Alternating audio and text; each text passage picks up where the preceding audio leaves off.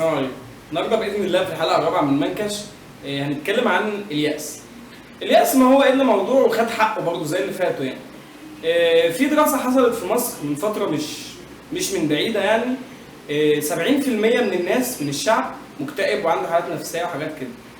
نص 70% دول او معظمهم هم شباب في مقتبل العشرينات عنده الحالات النفسيه واليأس والاكتئاب والكلام ده. فقعدنا مع الشباب دي وسالناهم ايه اللي حاصل عندك، ايه اللي ممكن يخليك وانت في اول عمرك يبقى فيه يأس ويبقى فيه مشاكل ويبقى فيه اكتئاب وحاجات كده.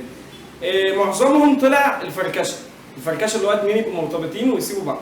خلاص بعد ما عرفنا مشكله الفركشه بدانا نتكلم مع الاطراف، يعني اتنين صحابك مثلا ولد وبنت كانوا مرتبطين وسابوا بعض.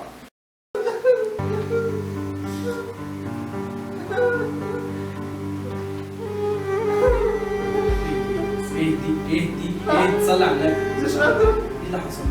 حزومة. ايه اللي حصل؟ حزومة. ماله حزومة؟ سابني. اتحرك. فصل عني. ولا اللي كان حلم حياتي البس الفستان الابيض. لا انا هموت. مش قادر. ليه؟ طبيعي بس ايه؟ اعمل ايه طيب؟ اعمل ايه؟ سكران؟ اجيب ايه طيب؟ اي حاجة اشربها. اي حاجة؟ طب ايوه استنى. نعم. استنى. ايوه. هات لي مارتيزنز. ايوه.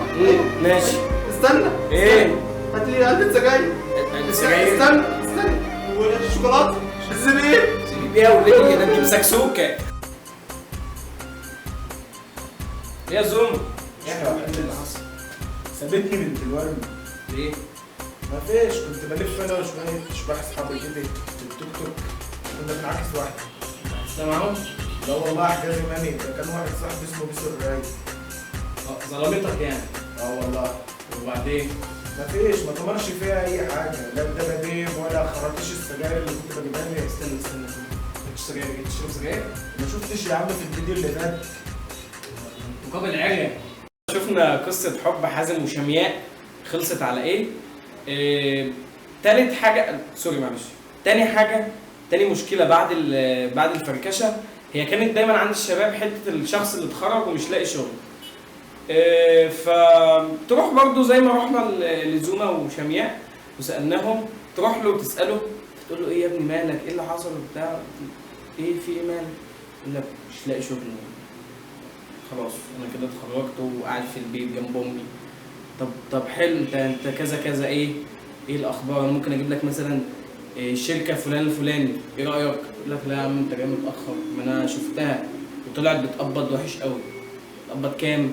ده 15000. وانت عايز كام؟ 15 200 300 كده.